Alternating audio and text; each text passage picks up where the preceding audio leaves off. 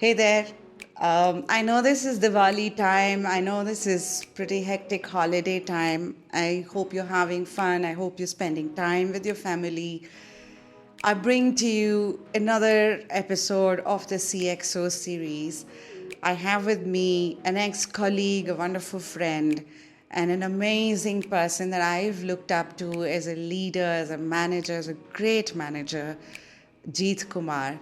He's the CEO and co founder of In Time Tec, a company that is based out of Jaipur, started very early in the 2009 timeframe. And I've seen Jeet's journey in this process. I've always been curious to understand what's a great leader. I'm going to tell you a story here. Very early on in my career, I had a mentor called Brett Todd.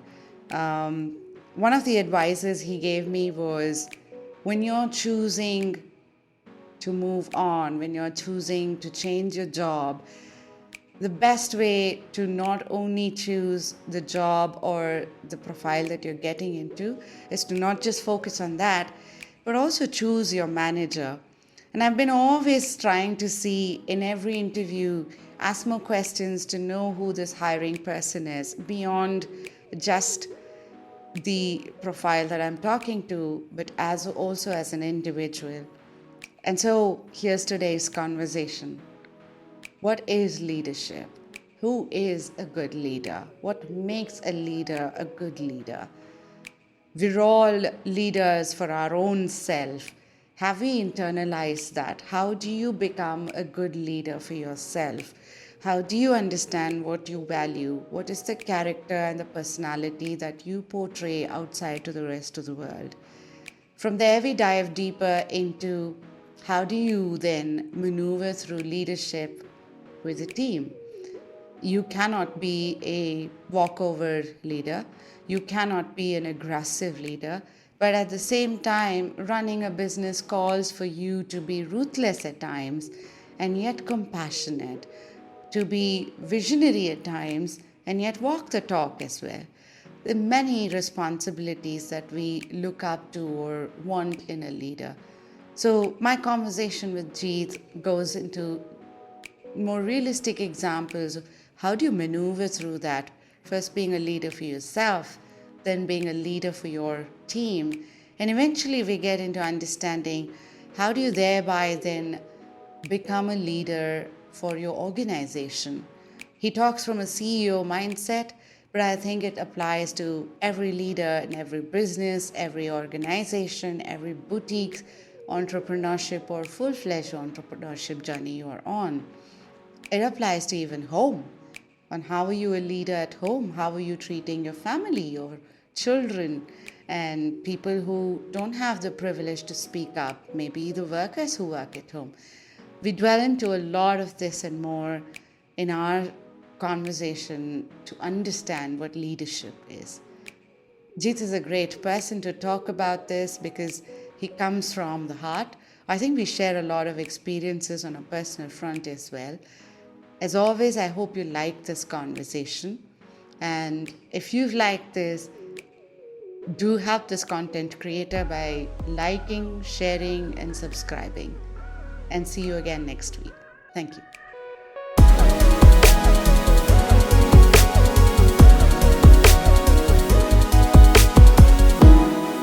Hi, Jeet. Welcome to India first, and welcome to Bangalore, and welcome to Attitude Makeover.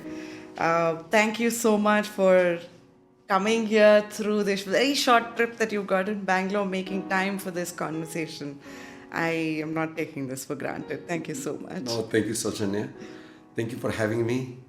Um, if you ask me, it's a privilege and it's a blessing Thank you. to be here. Thank you so much. So thank you for the invitation. Thank you for having this opportunity, and I'm looking forward to the conversation. Me too. I think we picked a very interesting topic of going deeper into understanding how to be a good leader. First for yourself, then for your team, and then for your organization. And I think that's it's a topic very close to my heart because if you're a bad leader, you not only are a bad leader for yourself, it's also a bad leader for multiple minds and human beings, and it's got its rippling effect. And so I think it's an important topic to talk about. But before I get into that, um, we've known each other for what, 17 plus years now? Yep. And I think for me, I think I've told you this outside when we were sitting, waiting for the recording setup. For me, you've always symbolized a great manager. I remember I was like as young as I think 28 at that time. And I knew some of your team members. Not that they came from very rich backgrounds, but they're really solid professionals, highly intellectual, very capable. And at that time, we were in an organization which was like a really great place to work, amazing pay, beautiful people to work, amazing work.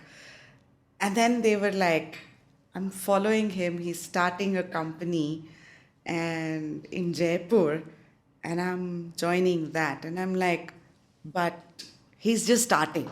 Yeah. And it got me thinking at that time as to, wow, that's a really good leader for someone to take a plunge, not just you to take a plunge, but for others who believe in you to take the plunge as well. And I think later on, through one of my mentoring sessions, Brett Dodd once told me that you need to follow your manager. And there is a connection to what I realized just looking at you and the people who followed you. And they're still there with you 17 years later in your organization. And to this philosophy that Brett taught me, which is you need to choose your manager. And I think that's where the genesis of this topic is. But before I start, where are you now in life? And what's your journey been like? Yeah. I think you have been touching upon quite a few things and topics which are very close to my heart too. In my world, we are human first, role second. My upbringing back in my hometown, and it is in a small town in Rajasthan. When I look back at my life started without my knowledge, without my understanding, without my awareness. Life just happened.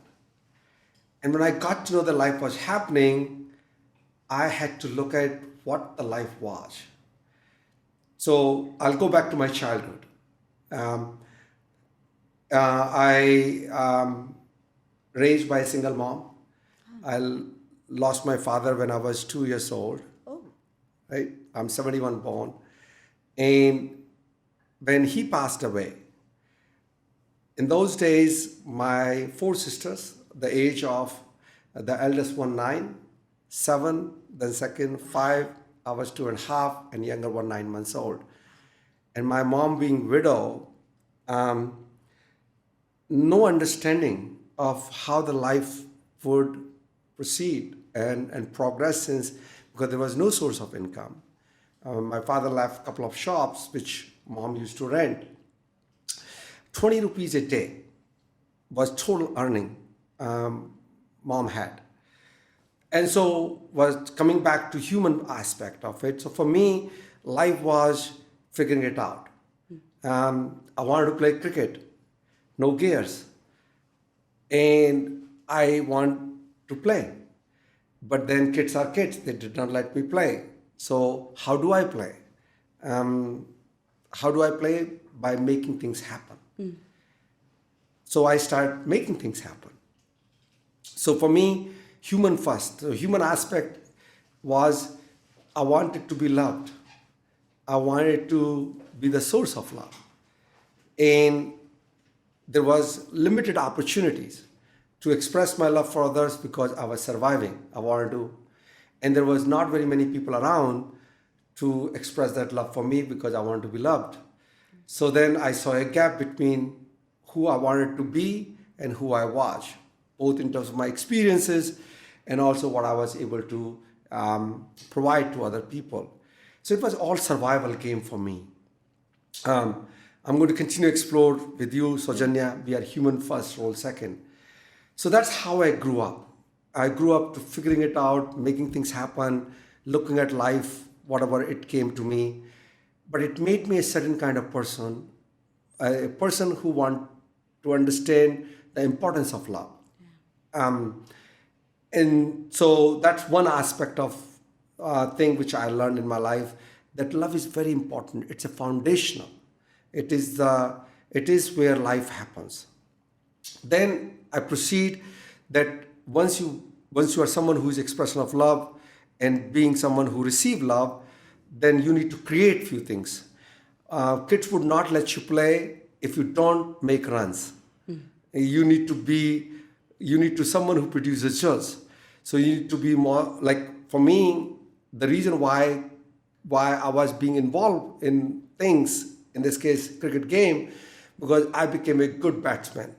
I became a good keeper. Like people could not able to come out from the crease. I used to keep very close to the stumps. And when I started producing results, I was able to be involved and invited to the games. And so then when that started happening, I was able to experience love because I was included.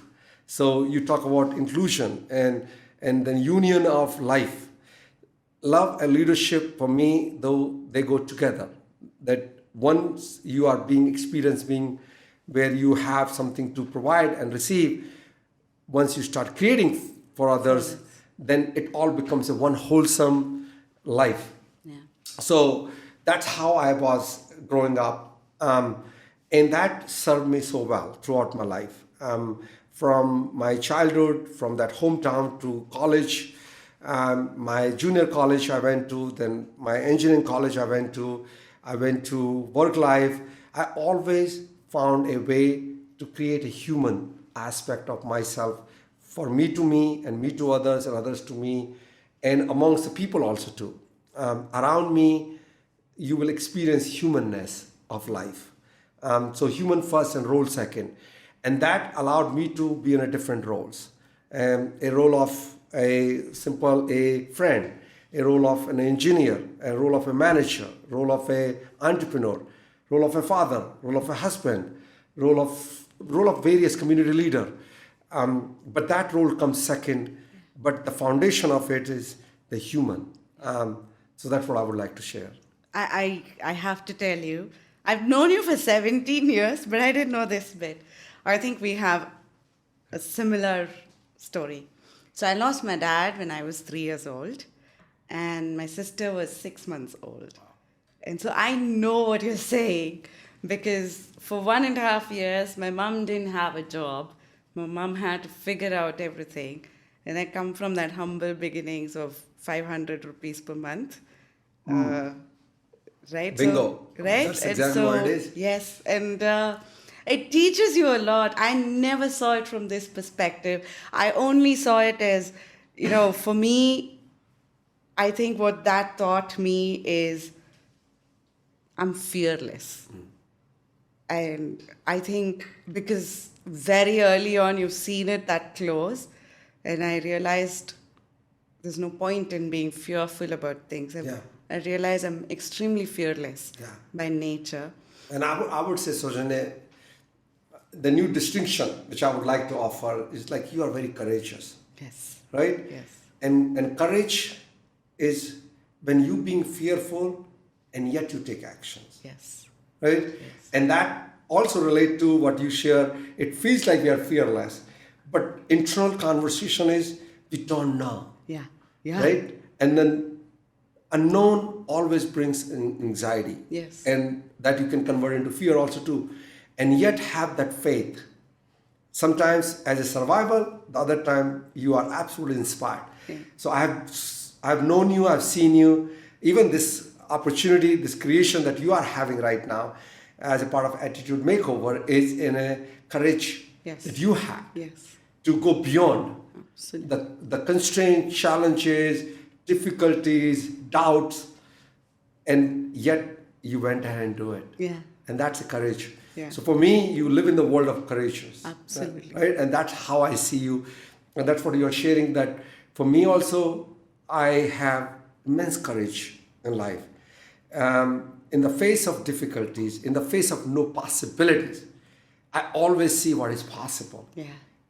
And yet I don't know because future is unknown by design. And there is, like in 2020, February, no one knew that in March, COVID is going to come and hit. And all the plans as an entrepreneur that I had, and all the things that's just all washed away. And then you just stand up and get up and then say, okay. We'll figure this. Yeah. And that's what the courage is. Yes. Having an all employees meeting on March 21st, 500 plus people on a Zoom call. First of all, I had to figure it out how to have a conference call on Zoom because before that, never 500 people showed up. And giving them that belief and letting them know that you can believe into. See, belief is a noun, and I shared that one with my team, that I had a belief. And I had a belief as a verb to make sure that we will create something for us, not letting any employee go, creating a opportunity and possibility that people's well-being are being taken care of. All that is a courage. True. And what you have done in your life, Saujanya, for me, you are an example of a courage, an expression of courage on this planet. I think, see, this is why you asked me, why did you call me for this? I rest my case here, Jeet. I totally rest my case. Yes. I told you, I think I have a innate ability to sort of read between lines and patterns to go to the core of a human being. And I think I've never worked with you, but I've only seen and heard of people who've worked with you, and I know them personally. And I was like, wow, that is something for people who are in a luxurious job, the perfect job one can have, and they're following somebody. It means that that person really is so much more fuller with life. And, I'm taking that plunge, and that takes a lot. You're very kind, Saujanya. And I'm just like what we have been talking, I was always human with people. Yeah. And I always look at my humanness and appreciate and acknowledge and recognize others' humanness. And then role comes, right? We have all different roles. Right now, you are running your own company and you have a role to play. Yeah. But I can experience that humanness around you. And so when you reached out to me, I say, I need to go. Yeah. I need to come and meet. And as you share, this trip was very, very tight for me. And I looked at my calendar and I said, we can do this on Saturday. Yeah. Right? We can get on a call if required, or we can meet in person. Yeah. So I'm just fortunate and blessed and privileged Same to way. be in this conversation with you. I think there's a lot of things I want to pick into in the previous one. First one is about your own leadership. Are you a leader for yourself? To your point, it takes courage. For you, the humanness is very important. It's the core value system or the character that you are. From that, you start building a personality. And that personality is very inclusive in nature based on the character that you set yourself with, right? You're with me so far? No, totally, right? absolutely. Now, that's then what you attract, which means we first have to be great leaders for ourselves. I think we miss that by miles. We don't even introspect on that bit. Or I'm probably generalizing, but in general, I don't see us sort of stepping back to look at what are my core values, what's my character like, and what's my personality that I sort of emulate outside. What do I attract? Yeah. Is that the right set of attractions I've got? Or am I completely... Because if you don't have that ability, you're off to a wrong start itself, definitely. Right? Because you're giving mixed messages to someone, especially if you're a leader for a team, then you're really transmitting really mixed messages. It confuses the shit out of the others and has other implications. Yeah. So I start first with, what does it mean to be a leader for yourself? Yeah, for sure. So let me define what is leadership. Lovely. Right? Yeah. And I'll define management also too. I'm sure you must have heard, our audience must have heard a definition of leadership for me. And leadership is when your actions when your actions inspire others to dream more, to do more, to learn more, and create possibility, right? So it says, dream more, learn more, do more, become more, right? That's what the leadership is. And in order to be leader, as you share, you need to do that one for yourself. Yeah. Am I dreaming more? Am I learning more? Am I doing more? Am I becoming more? Now, what does it take to do all of this? Human species on this planet are the most powerful species.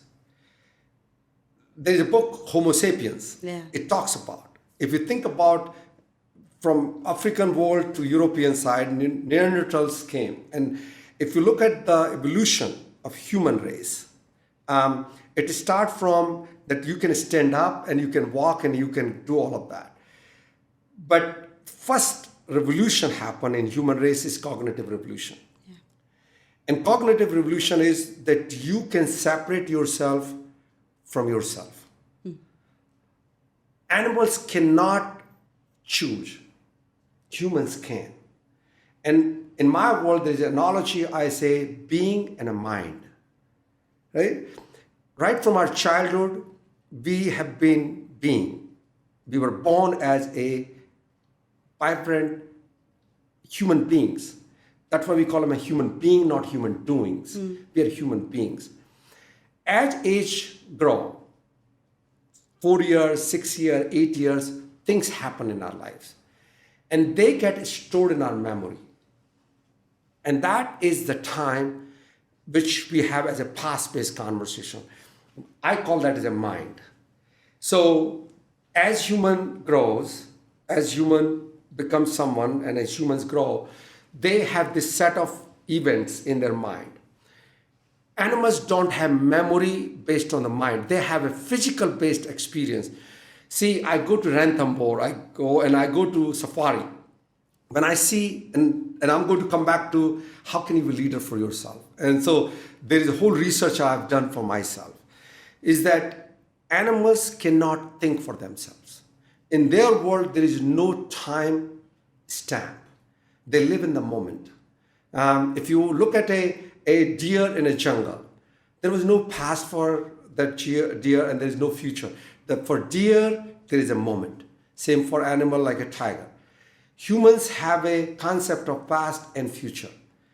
And so it all comes from our mind because we store data. So cognitive revolution happened where you're being separate from your mind. And mind is a very powerful tool for humans because it allows you to store the data. Yeah. It allows you to comprehend the data. It allows you to predict the data, predict the future. So you create aeroplanes, like you can open heart surgeries. All of that has been passed on from generation to generation to us through mind, through the language. And it is such a powerful tool. But for humans, it is also the biggest source of pain and suffering. Because what happened in my childhood is also stored with me. And when I see a moment, I see a moment not as is. I see a moment as is, and also through our lenses of that what happened. And that is what gives me the experience of life in that moment. So what it means to be leader for yourself to distinguish that you are not your mind. You have mind. You are not your mind. And mind will tell you all kinds of stuff, all kinds of things. And it will drive you nuts, but you are not your mind. And if you can understand that you have mind, you are not your mind, you have a choice.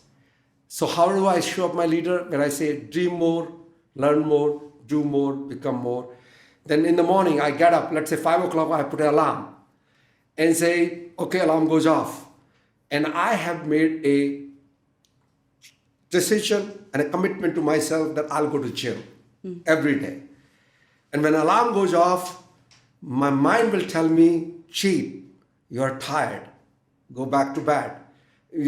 Yesterday night, something happened. Oh, it's not too early. You are not that bad. All that conversation will show up. But since I have made a choice, because I'm the only one who can make a choice. I would say, no, I'm not listening to you. I'm getting up, I'm putting my shoes, and I'm going to gym. I'm not going to let my mind decide and dictate and dominate what I do or I don't do. And so I have made a choice as a being to dream more, to learn more, to do more, to become more, despite and in spite this mind who drives me nuts every day, right? In a movie, when we watched the Life of Pi, in a very early stage, father taught that son that for tiger you are a flash, you are not a friend. You put a prey, he's going to eat it, and that allowed Pi to keep the tiger away from him. That I would never let him make my friend. If he's in a boat, I'm in water. If I'm in a water, he's in water, I'm on a boat. And that's the difference between humans and also an animal. And I'm keep creating this possibility about how do you be a leader for yourself? Because humans can only be leader for themselves. But they need to also recognize what comes in their way. And what comes in their way is the mind, which is not their own mistake. It is for no reasons, and it's not their mistake and problem. Mind comes in our way to be a leader, because it will not let you dream more, it will not let you learn more, it will not let you do more, and will not let you become more. So for me, what it means to be a leader for yourself is to understand the design of humanity and design of humanness, and then having a choice, knowing that even someone can put a gun on my head and say, you do this, and I still have a choice. And that's very powerful thing for me to know and practice. And that makes me a kind of leader that I am today. I think I take a couple of things from this. First thing is I love the mantra of, do, dream, and, it's all with you. The choices are with you. What I also loved is we are very unique as individuals, as humans and as individuals. There's further uniqueness because it's based on our experiences and our journey and our beliefs. That is the memory that you're talking about. And it's our choice to start experimenting with those to evolve in these 5 facets that you're talking about. And that's a true leader who constantly is reflective of this and is making conscious choices to see what is that humanness or that unique thing about themselves that comes out. Did I sort of... No, that's exactly what it is. The fight is inside, always, for humans. And no one wants to get up in the morning, Sojanya, and say, I'm going to be a crappy person today. I have not come across. Maybe there are few on this planet. But in the world of possibilities that I interact with human beings, no one wants to be a less than a leader. And yet, very few people show up as a leader. And so the fight which I'm talking about, it's a fight. There's so much learning I have in my life. And this is what, I never learned this one from my birth. How could I? And so I've been a serious student of life, right? And I've been exploring my own life through my own lenses. Every day I watch what ticks me off, what gets me going, what makes me laugh, what makes me feel sad, why I do when I do, how I do, versus when I am not able to do, what's happening. So the ability to reflect is a very powerful. See, I have a 22-year-old son and now 16-year-old daughter. Those teenagers, when they were, like my son was there, I can be leader or not leader for organization, and that we can explore that. But what it takes for me to be leader at home?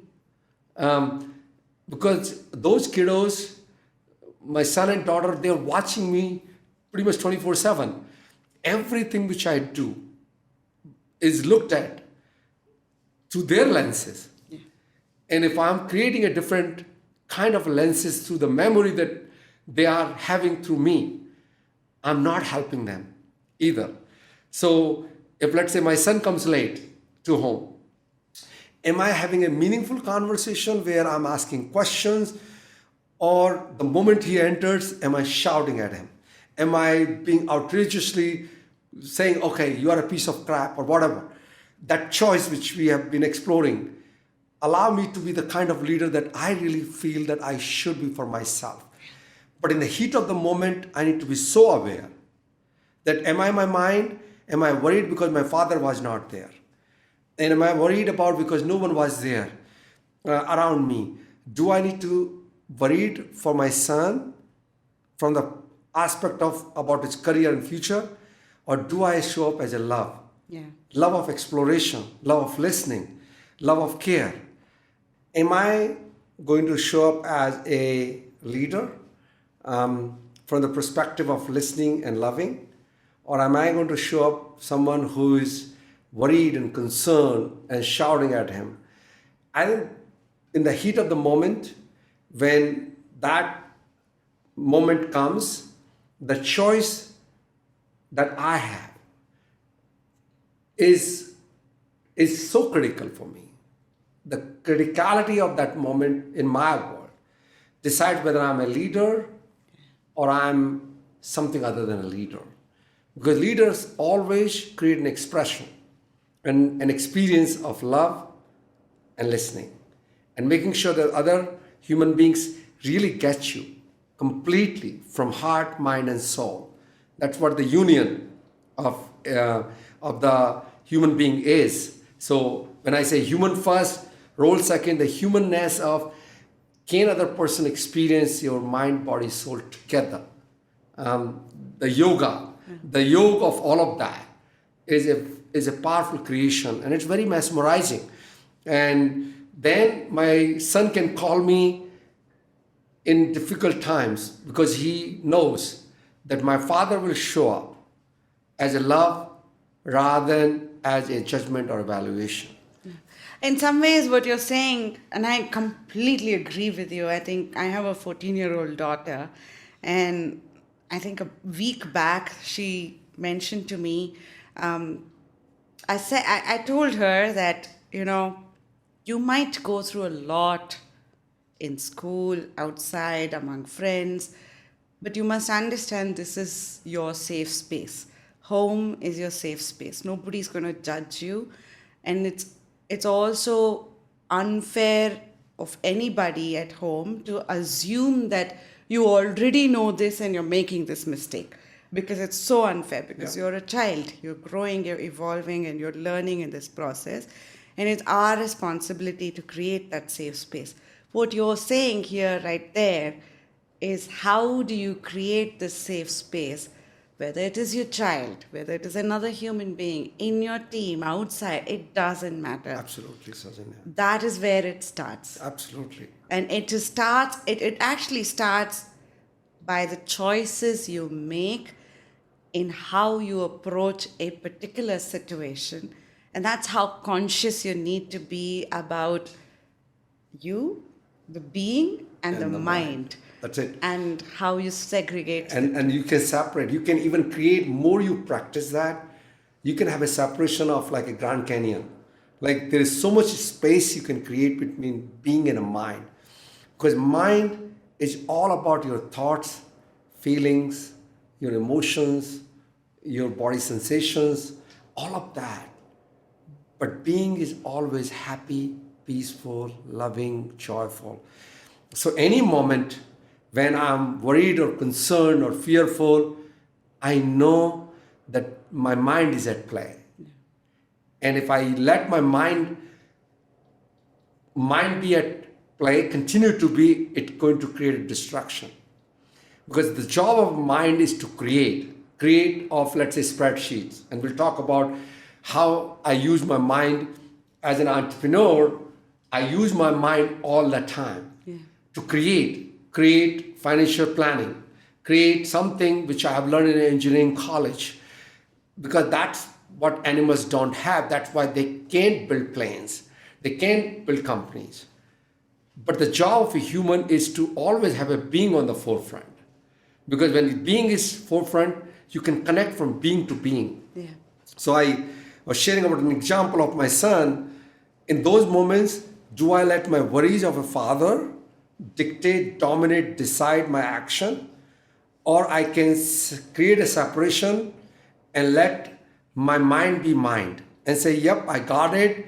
It's like an unwanted guest. You are here, I can feel it, I can see it, but I'm not going to serve you.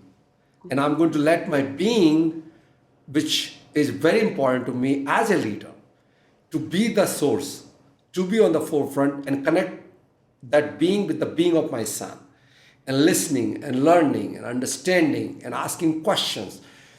And within like a few minutes, things become different. Things really become different. So that's how I see and show up as a leader at home. And same thing which I do at work also too, Susan.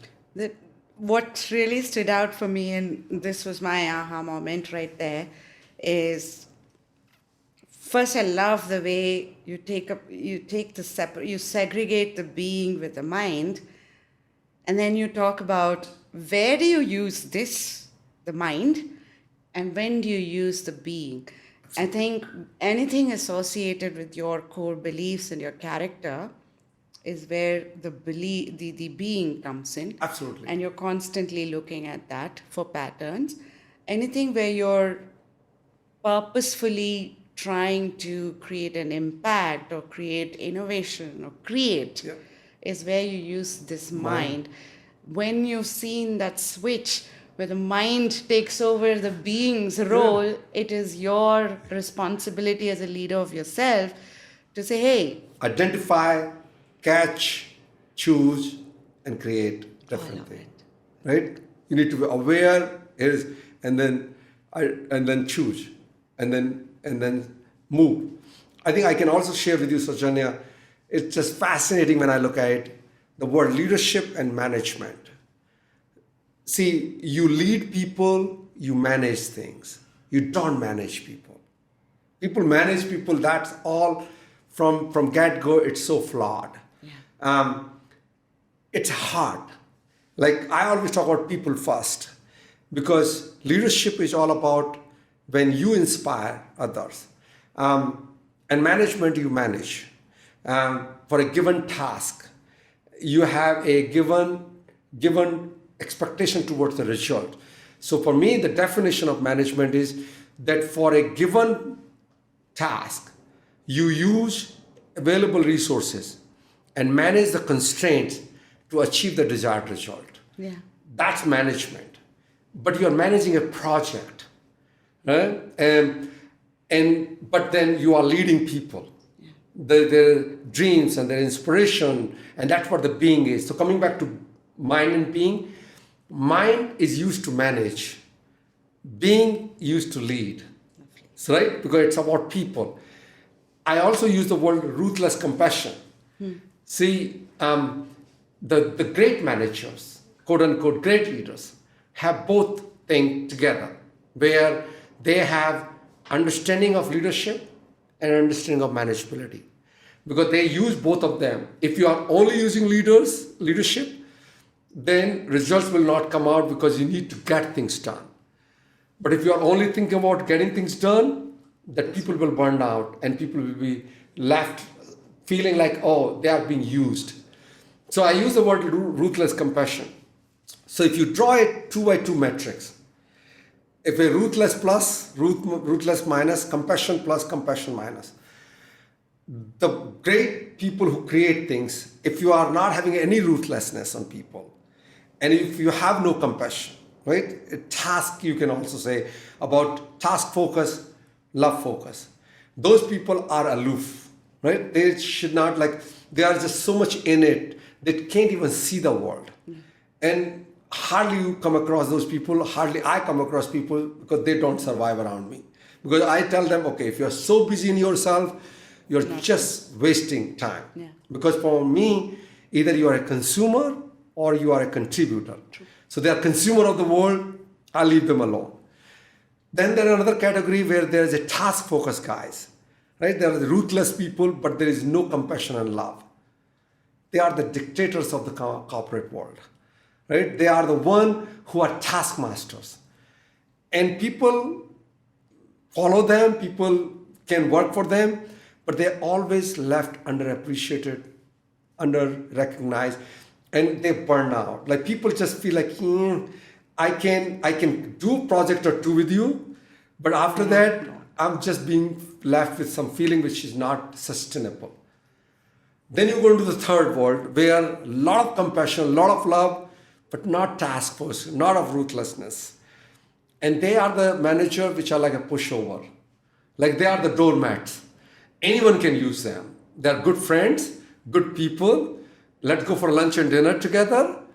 But then can I follow you? Because I don't know. The projects don't get done. They are not on time. People are not really getting what needs to be get done. And then there is a fourth world where there is a perfect balance of that compassion and love, and then task and ruthlessness. And that's what we call them as great leaders. The topic of your creation today is what makes this great human being. You share about people followed, some of the people who came out from HP, they perhaps experienced that one, that there's a level of humanness and a level of role. The task that, the focus that I had, but then they also always experienced love and compassion around me. And that's what I'm a true believer. So when I look at my life as a leader, and when I coach and mentor other people, I always create this 2x2 matrix. And I ask them, where do you fall in? Because if you are too much compassion, not much task focus, then you need to really start seeing the creation, the leadership, because the mind is required more. But if you are someone who is too much of task and all that stuff, but not much love, then I say, okay, look, watch out and knock it off. You need to bring your love, because you need to have a being-to-being connection with a human being. And my goal is to move toward those two words in the quadrant one. Yeah. When they balanced. come, honestly, Sojanya, it's so mesmerizing. Yeah. People follow them to wherever they go, Yeah. whatever they want to create. So that's another aspect of mind in being, the leadership and manageability. I think I love the way how you took it from how do you be your own leader to how do you then become a leader for your team. I want to interleave it with a bunch of questions. Now, this Please. is more practicality. Yeah, absolutely. Things. I think I think the mind part is where, it was like, because that's the conflicting bit as well, right, Jeet? Because you get angry, you get irritated, you get, judgmental. I mean, all of these are part of that personality that you come with, which is the mind part. Absolutely. But you also have the creativity, you have the future thinking, you have the way to understand problems out there and create a magical world of creation. You have that as well. But my question is, as a leader, if you go from your core of this is who I am, you're also going with the whole concept of being vulnerable. Now, one thing is, in most corporate worlds, you don't see that itself, first thing. But when you see that and you go into a team spectrum, now so far we've been talking about you and your family, that's the spectrum. But when you go to a team spectrum, you have different personality types coming in who probably are exposed to vulnerability, who are not exposed to vulnerability. To your point about the leader and the management bit, this is where you're sort of drawing that ruthless part of it. But that's a tough thread to walk on. It is. Right? Because on one hand, you believe that you have to be vulnerable. At the other side, you have people who are not exposed to it itself. And you probably are on the journey of becoming that doormat that you just talked about. How do you maintain that balance? Oh, I know. And see, if you go to Amazon right now, there are more than 4,000 books on topic of leadership. Right. And when you look at life, real life, there's so much dearth of leadership in everywhere, at home, at organization, a small team, at company level, at country level. I think we can talk about that. I'm just so inspired about when a leader shows up, things happen. And so how do you really manage vulnerability? What do you do? And so for me, the word vulnerability comes with the word authenticity, Lovely. right? Because what is vulnerability? In my world, vulnerability is telling the truth, that that's who I am. But you don't tell the truth because you are worried that if you really expose yourself, there are sharks out there. There are people who will eat you. So you try to pretend someone that you are not, right? You put a facade. And that facade allow you to create a certain experience for people that, oh, that's who I am. But the reality is that that's not who you are. And so you are avoiding being vulnerable because you are worried. But if you can be vulnerable, then you are worried about also that people will eat you. Yeah. Right? Yeah. So you are vulnerable, then you are worried. And if you are not vulnerable, then you are also worried because people can see people through and through. Yeah. Because those people cannot create much. Maybe one is immediate, that when if you are vulnerable, you will get the feedback immediate where bingo, like, oh, I'll let you come along with me, but then I will not respect you in the world of worriedness. But if you are trying to put a facade, then maybe you can put up a show for a short term, but in the long run, that will be exposed. So that's a delayed ramification. And people choose most of the time for a delayed ramifications, not an immediate ramification. But you can't win this. It's a lose-lose, because if you are this, then you are going to be worried. And if you are that, you are going to be delayed worried. Yeah. So you can't win. In my world, that's how I win. I tell people that who I am is who I am. Because that's who I am. And how do I know who I am? When my thoughts, when my words, and when my actions are in harmony, then people don't have any second guesses around me. Now, sometimes I get all kinds of thoughts. Can I say those thoughts? Because I'm worried what will happen. So I look at those thoughts. And if I cannot tell those, and if I cannot share those thoughts, I need to have a generosity to change my thoughts, because I cannot say them. So either I should have a generosity to change my thoughts, to align with my words, or I should have a courage to share what I'm thinking, because I'm so committed to the future that I would like to create. So my thoughts, my words, and my actions will always be in harmony. And that is, for me, is authenticity. And the moment I'm authentic, I'm always vulnerable, because I don't know what other person is going to do with it. But for me, it's the least area of focus, because I would rather be vulnerable. Because being vulnerable is so critical for me, because being authentic and being a person of authenticity is very important to me. And that's a choice I make for myself. I'm not here to survive, because life is too short for me. You may not like me for a short term. You may not like to work with me. You may not like to hire me. I would rather have that option than being having a pretentiousness, be someone who pretend to be someone who I'm not, and get that deal out of a customer, or hire someone or let him be hired. Because in the long run, I'm going to lose that. So it's about pay me now or pay me later. So that's how I manage.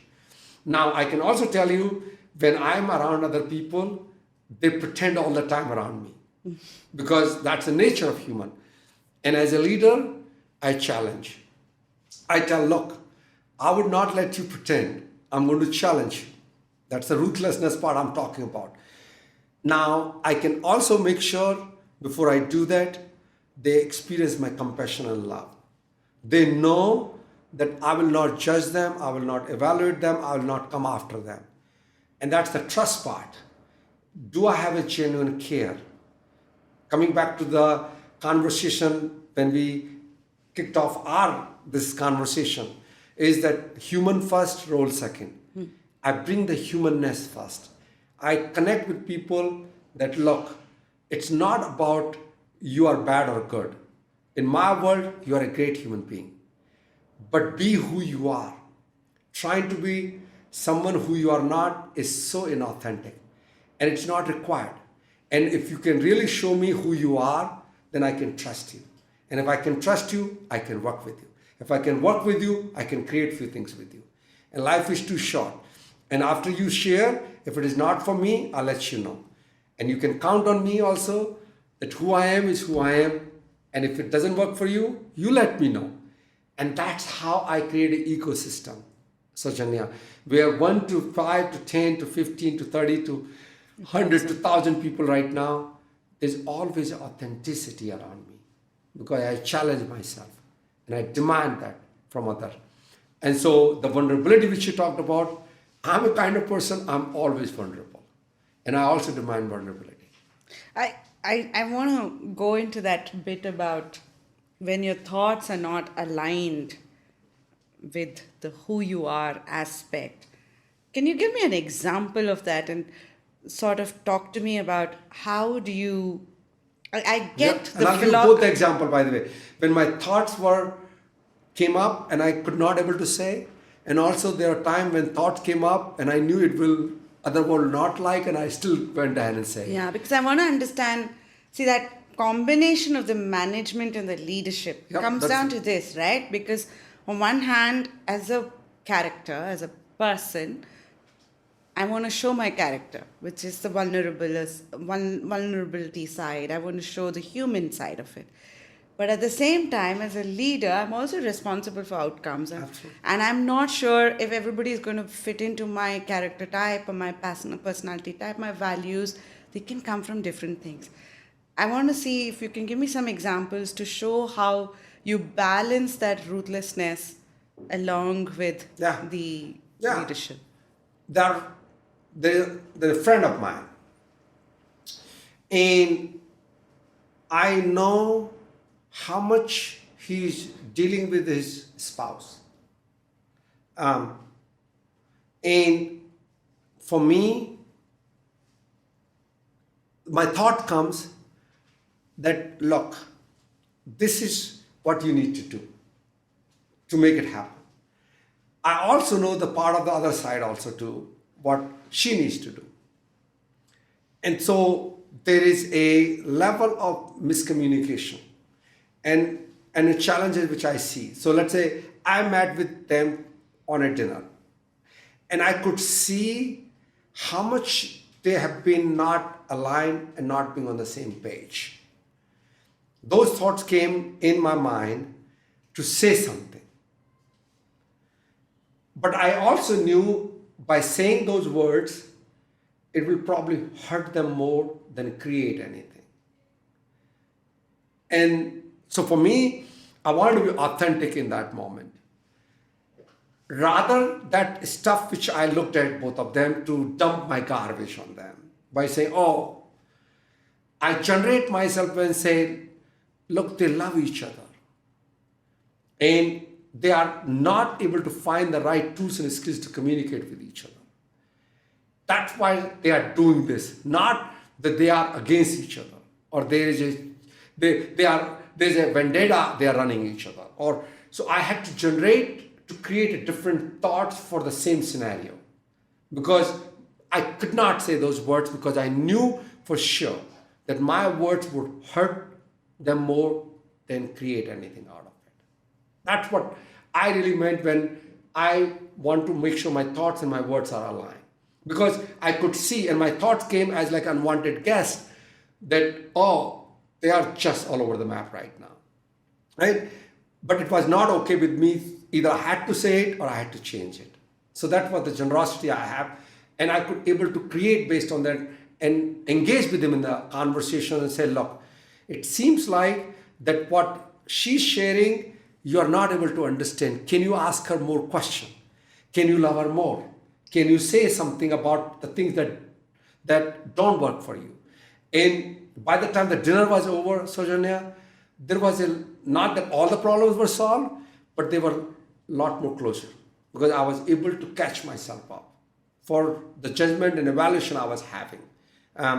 And so that's what one example I can share with you. The another example where someone in my team was not having the ideal weight, right? And that person just joined the company.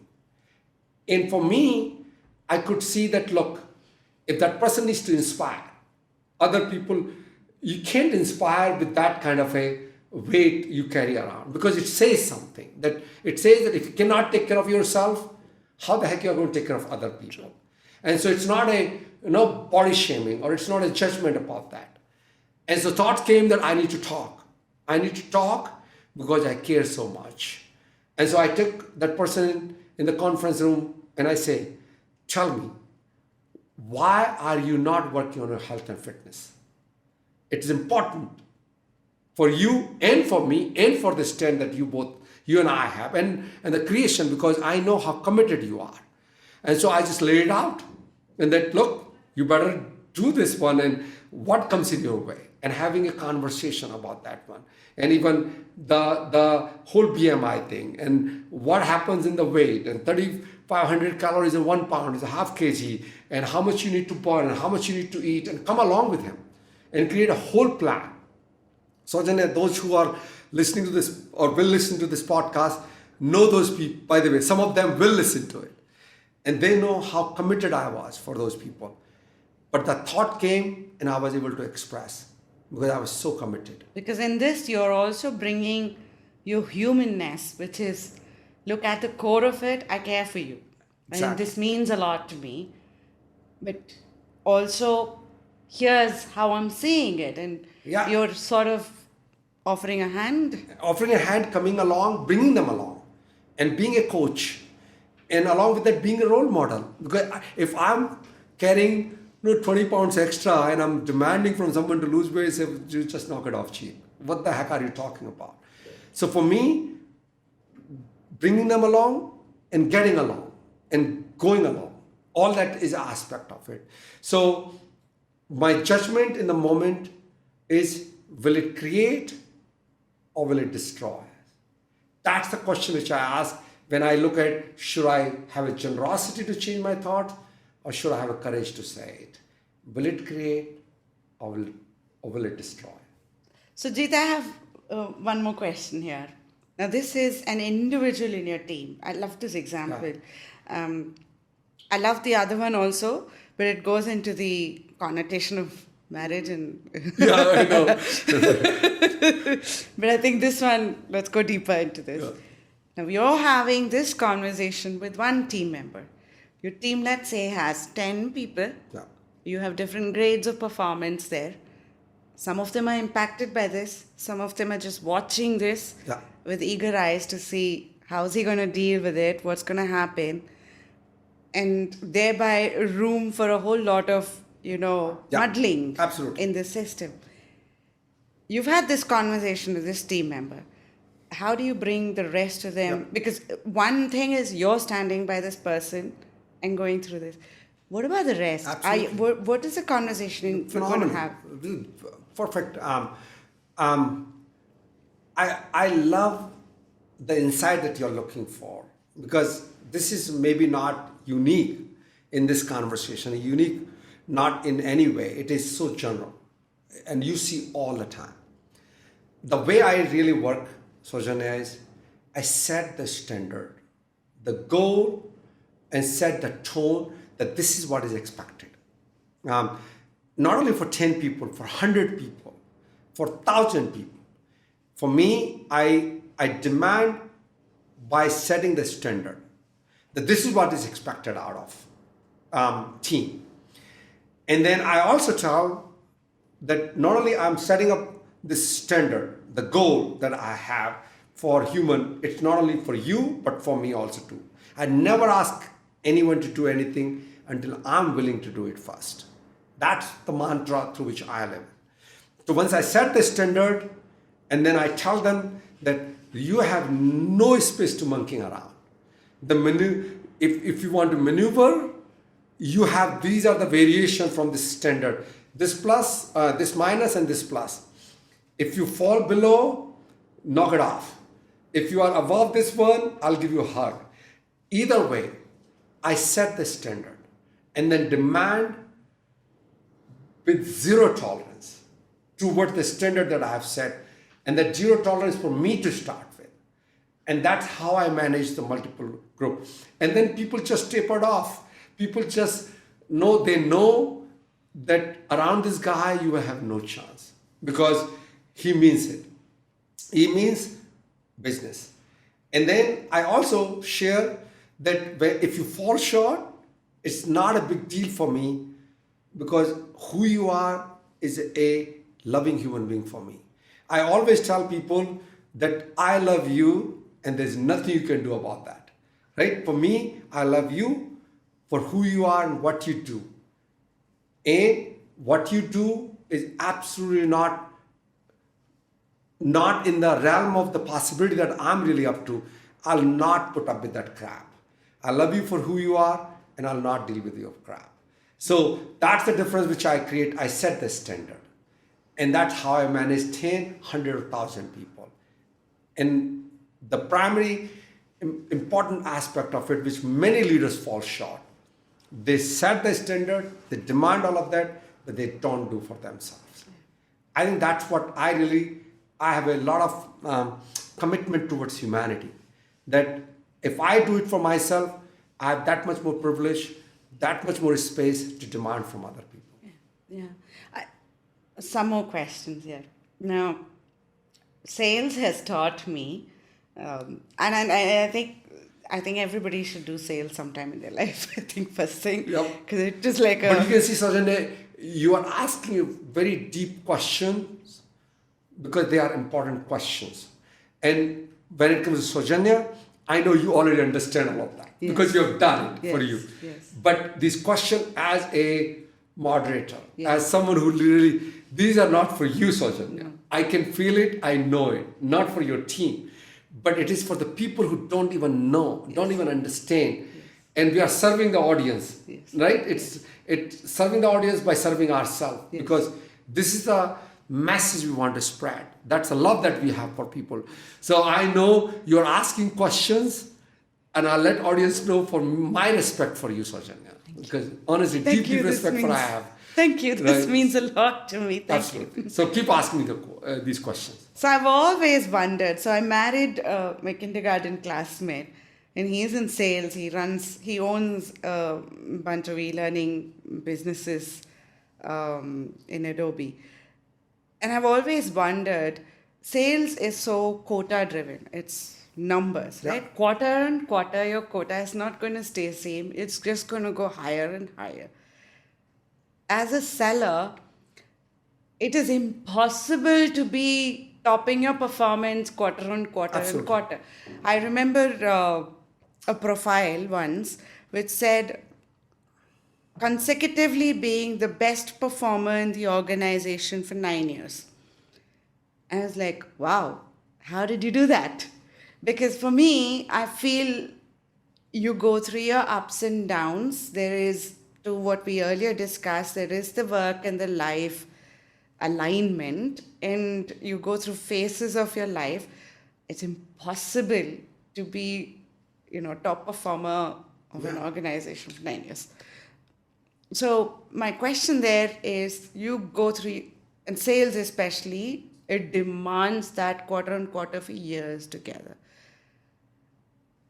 When you're going through a journey of that sort, and in your team, you probably have a different generational set, different diverse groups, because in HP, for example, we had people from Assam, we had people from Kerala, we had people from tier 2 cities who learned the English language only after they joined engineering.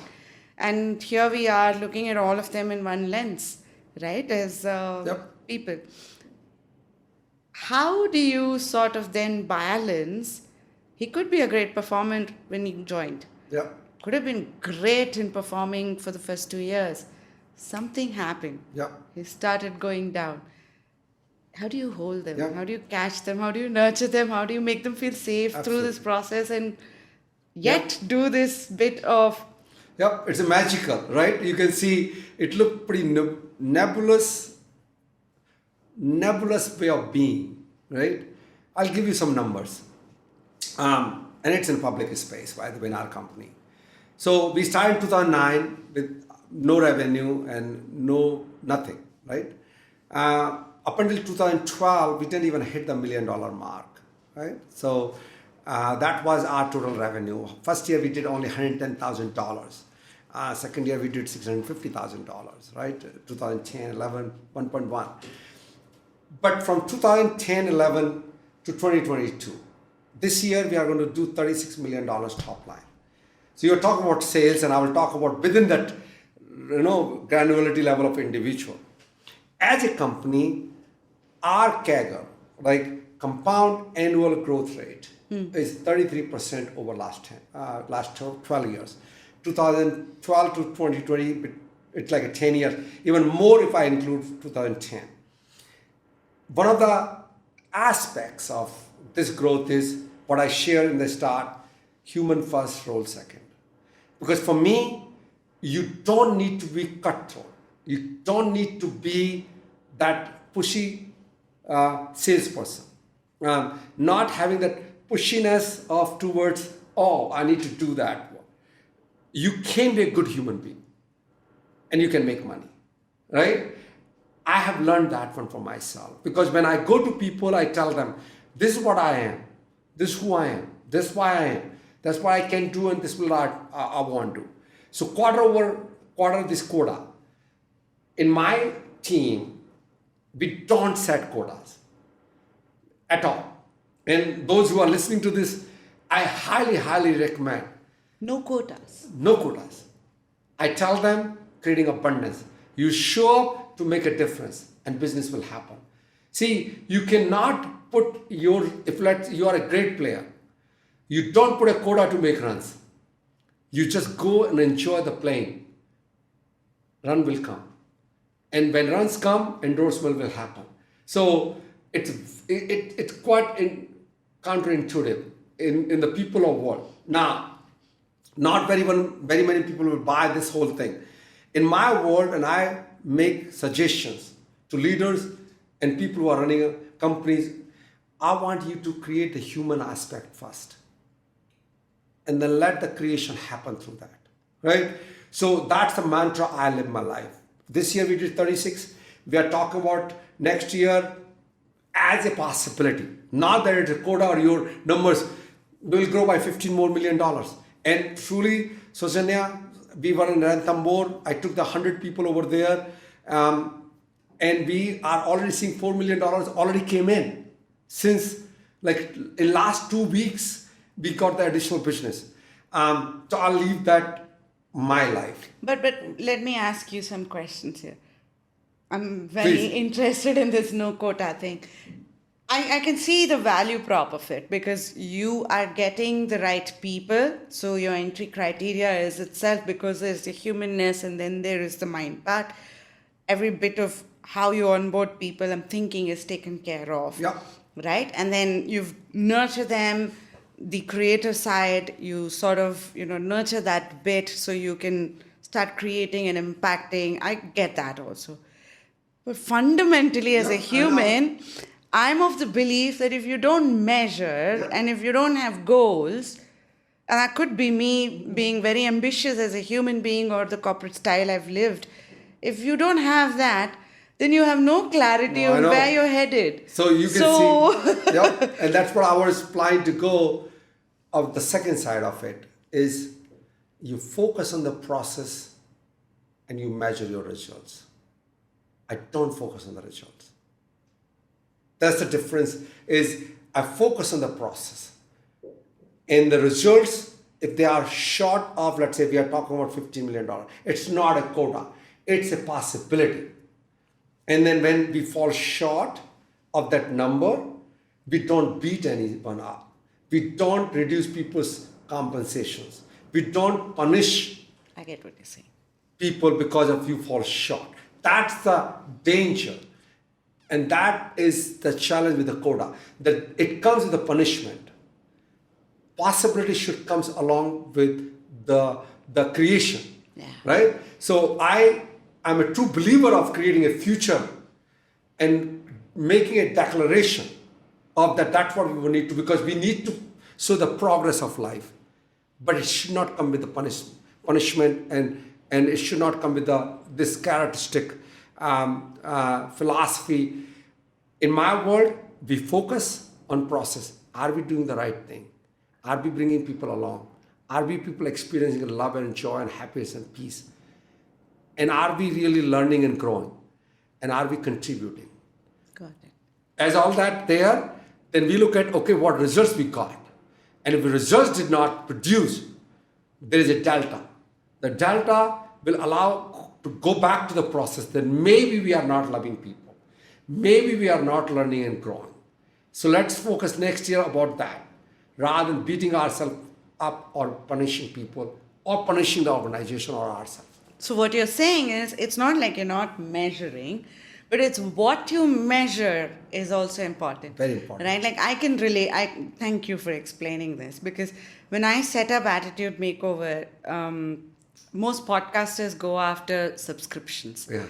And I initially went on that track, and I'm sort of deviating maybe, but I'll bring the conversation back, Jeet. But initially I went on that track, and I realized when you do it for those numbers, the way you do it is different. Oh, absolutely. Instead, if you do it for the purpose that you started and identify thereby what are some of those KPIs I've got to look at. Like for me, it's very important. Are people really finding the topics that I'm picking helpful? Are people finding the kind of guests I bring really making an impact? And the kind of tests or the questions you ask to engage there. Am I building a community? That's important. I don't care if I hit a 1 million. It By doesn't the way, matter. it will happen also too. You can see Exactly. people will wait for your weekly release Yes. because they know the value they are getting. And if they are not able to get the value, then you will come to the process rather than worrying about the results that you are getting. True. But you are measuring the results, how many people are listening to it, True. to see whether your process is working or not.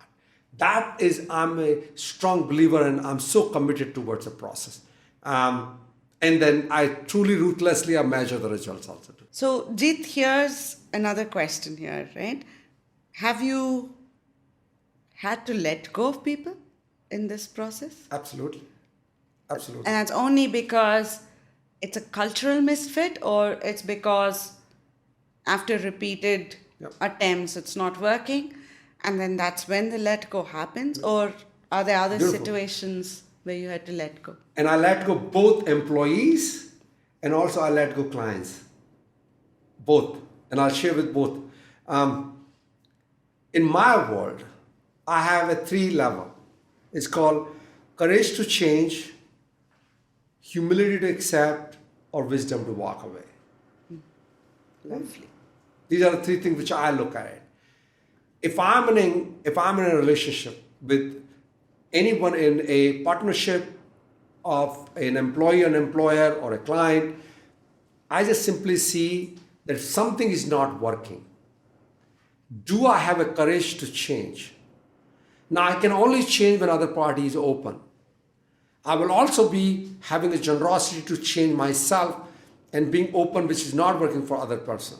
So I get into a conversation that, look, this is what we are up to. This is where we are.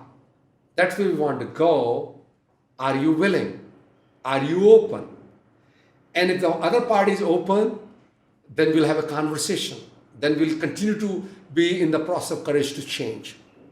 Right? Then I go, okay, we have changed, but it's not at a certain level. It hasn't reached to a place where it needs to be. But it did cross the minimum threshold.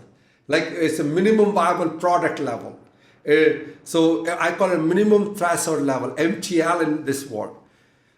Can I accept that it's not ideal, but it's not that bad either? So it's an MTL level. So can I accept? That's called humility to accept.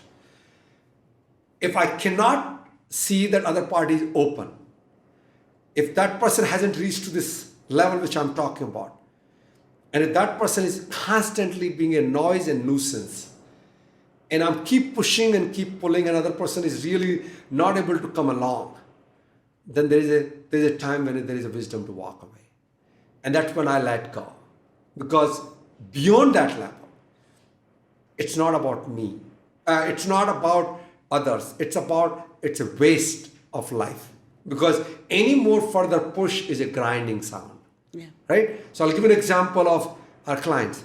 One of our initial clients, we were in 2014, we had a total revenue of our company about close to $3 million. And out of which there was a client based out of Paris, France, 2.26 million dollar used to come. 80% revenue used to come from that client. And the challenge was, Saujanya, the client was not at a level where we were willing to work together. So I had a series of conversations where I was sharing that it's not how we would like to work together. Because for that client, it was on my terms of my defined resources, my defined timeline, and my scope. And you have no say in the matter. And I said, that's not okay with me. And I tried my best. I could not bring to an MTL level, which I'm talking minimum threshold level. So I had a conversation and I let go that client. And I had a difficult conversation with my own partners because not everyone was aligned with what I was doing. Yeah, because 80% of your revenue is gone on a heartbeat. And it was to the extent that I put the life of the company at risk. And everyone was not okay with that. But for me, I was clear that coming back to life is too short. I'm not going to live this life of suffering. And I didn't want to suffer. And I didn't see any chance, any opportunity, any possibility to turn that around. So I let go that client. And then from there, wherever we are, and you heard some of the numbers.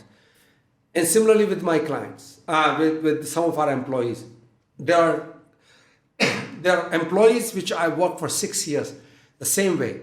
Courage to change, can I accept? And eventually I said, no, we need to part ways. So I've done both. And every time I do, it's a painful process. Yeah. But as a leader, it's an important aspect of a leader. Because if you don't, then you are not caring for other party. You are not caring for the creation that you stand for. Because you are keep making the push to prove a point that no, you need to make it work. But there are times in life when you cannot make it work because other person is not open, and also sometimes other person is not seeing the light the way you see. And any more push is a nuisance and noise. And it's better to part ways than being together. For those reasons, I let people go. I know, I love it. And I think, this is my third entrepreneurial stint, Jeet. But I think in this one, this is the most unmanaged space. Like creative space is the most unmanaged space. You can hire analytics guys, you can hire researchers, but the creative space is full of freelancers, right? And so it's the most toughest thing because in companies, you have a HR person, you have a marketing person. Here you are everything, right? And so you have to sort of put multiple hats and you are burning money as well. You're running an organization. So it's a balance and it's a very fine balance. And it's a struggle sometimes as well between your mind and your being. And I can totally relate with what you're saying. I have a question here. Please. Now, you're into working out and all. So I'll draw an analogy to a marathon, right? A marathon is like a long journey, similar to an entrepreneurial journey. And the beauty of a marathon is the sweet pain of your muscles burning. And you enjoy that. To our entrepreneurial journey, it's that whole creation. It's that journey of creation, learning. It's not easy. It's not simple. You're constantly experimenting and getting better. Now that is the sweet pain. The side thing is also figuring out how you are as a marathoner. Do you run with a team?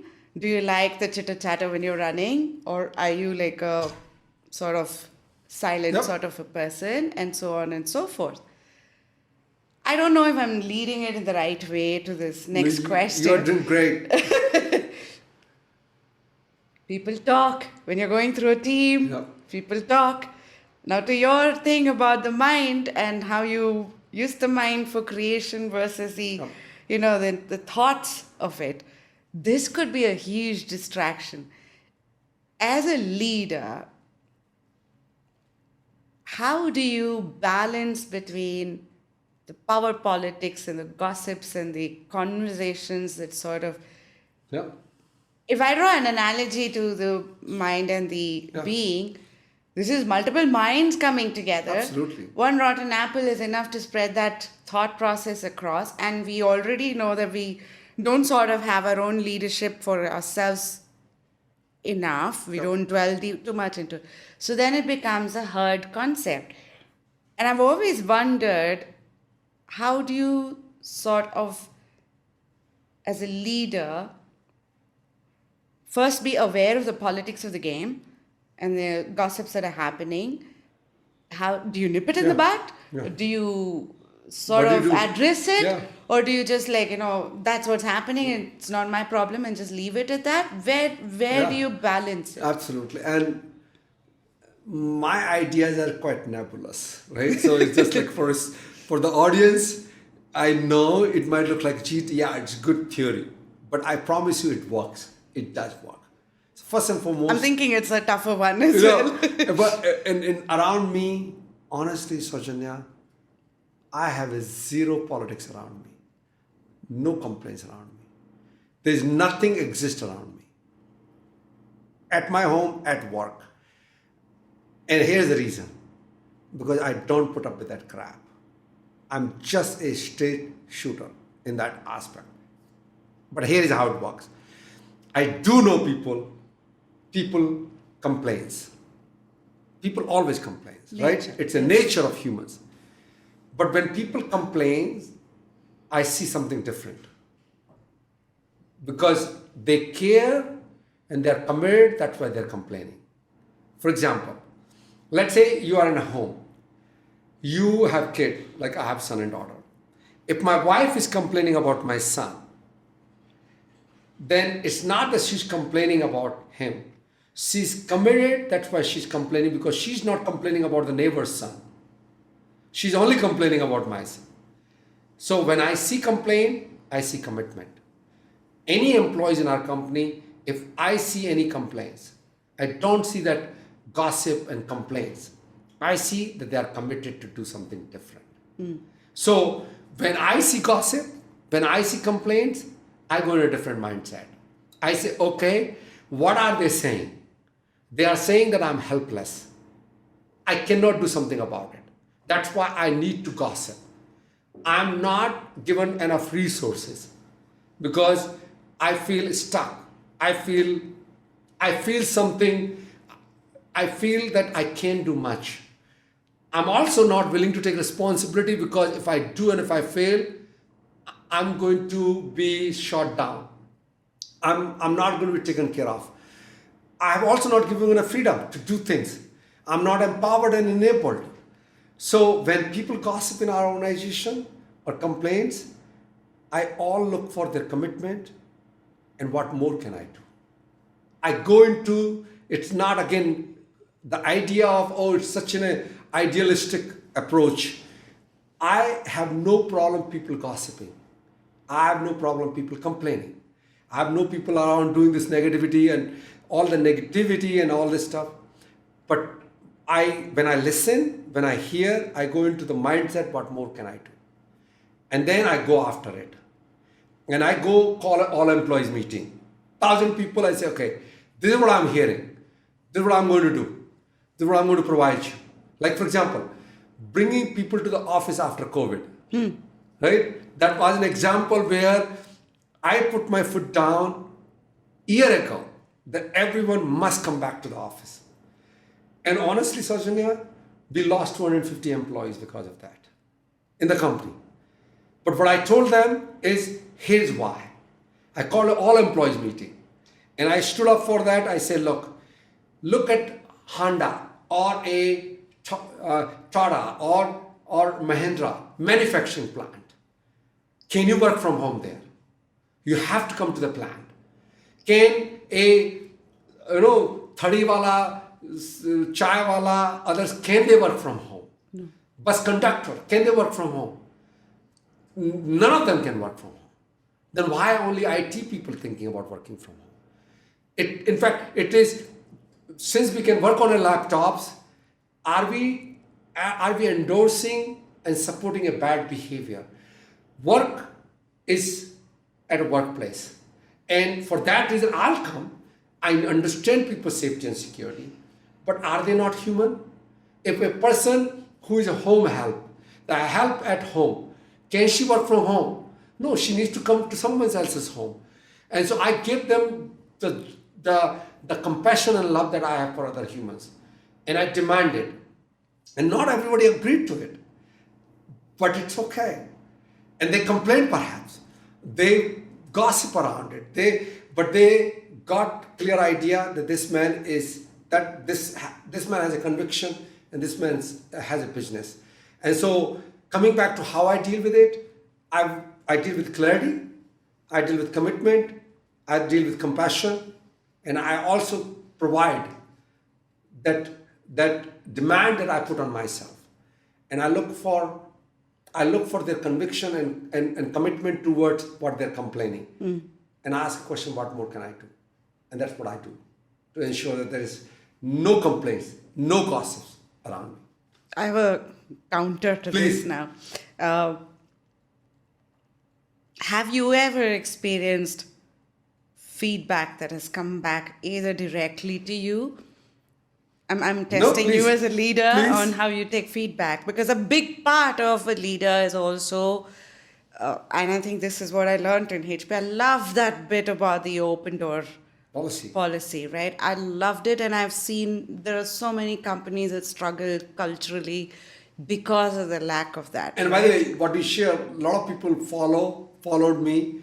I could have not had those guys and we would have not been together had I not had some of this, what you're about to explore with me. So please keep going.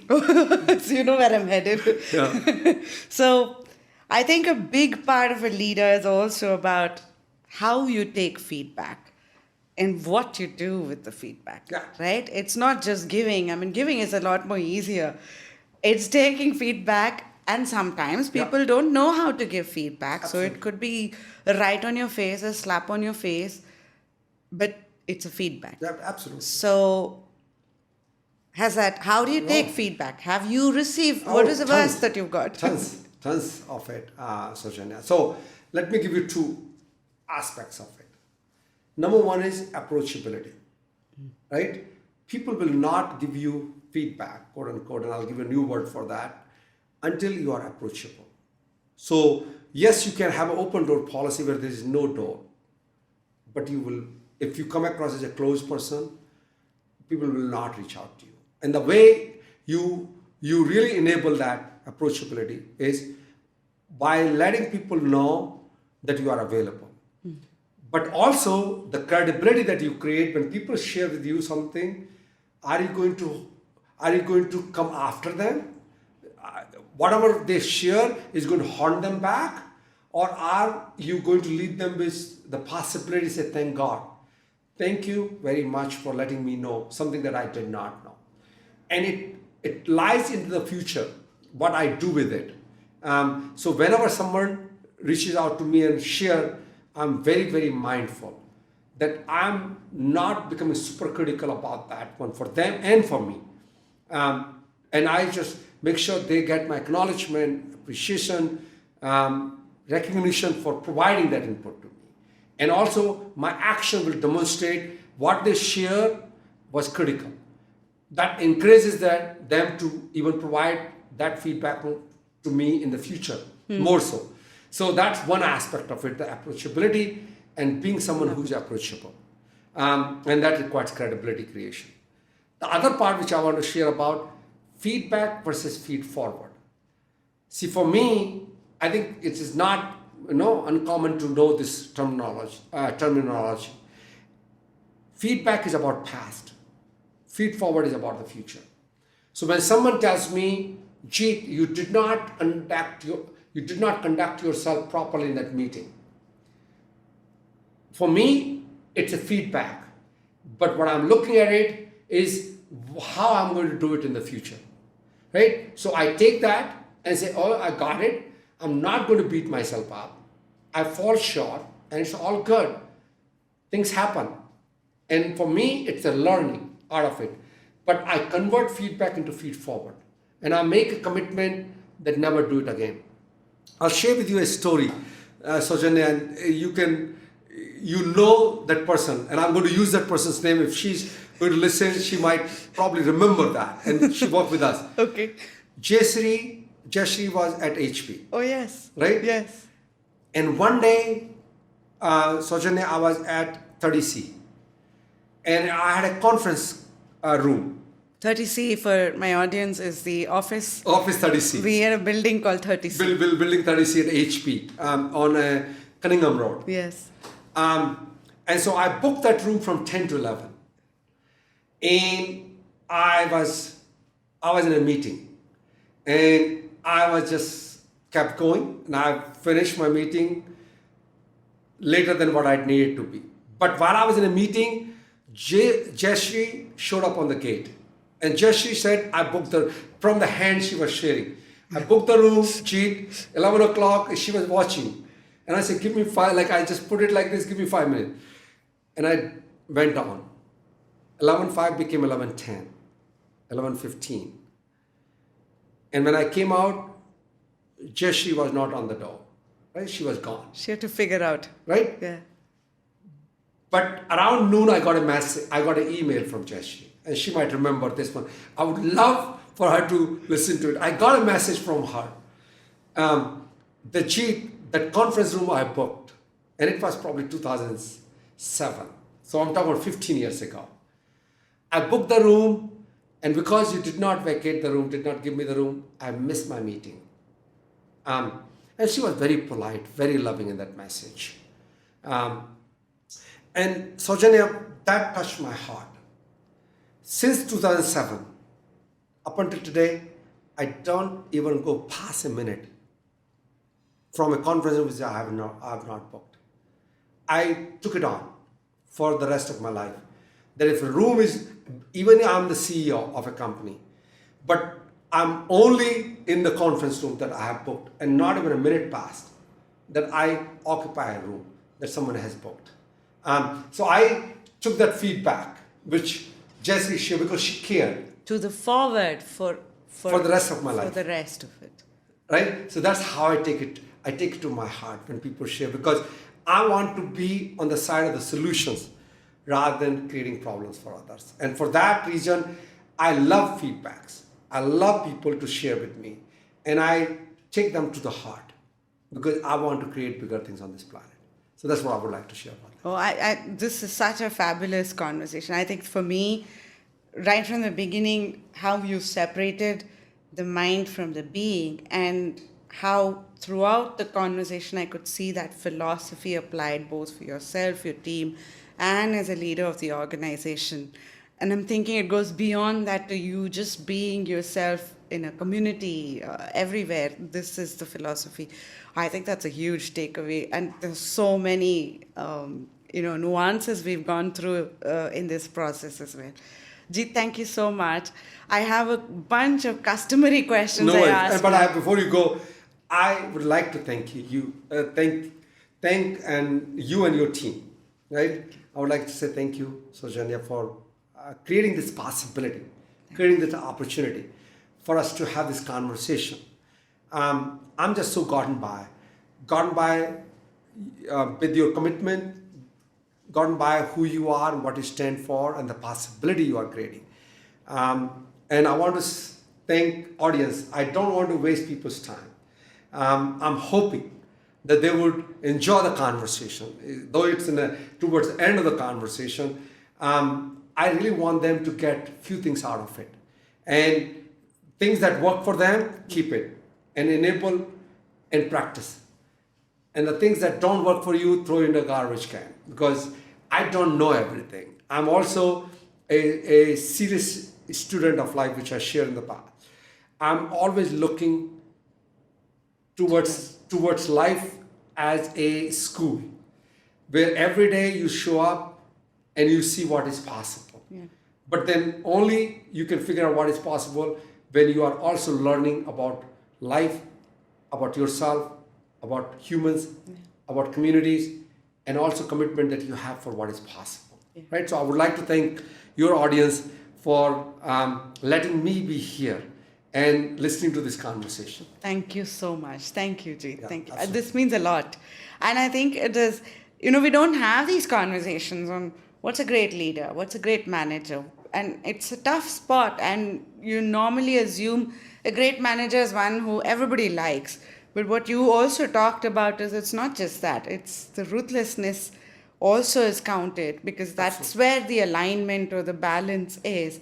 Otherwise, you can go to the extremes, or the extremes of your watermark itself. So I lots of takeaways, and thank you so much. Thank you, Sarojini. So a bunch of questions now. Please. First is, what does attitude makeover mean to you? Yeah, that you can make a difference. No matter what are the cards has dealt to you, you can change the conversation.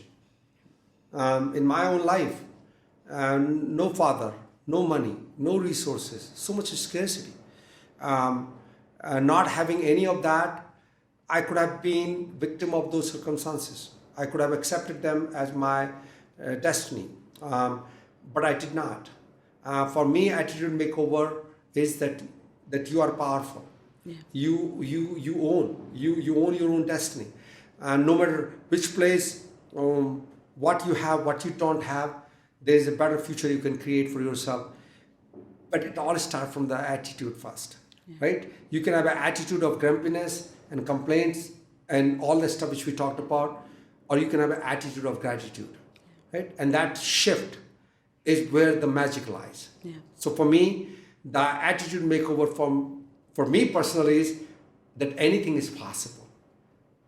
You can create a better future for you and for your loved ones and for the world.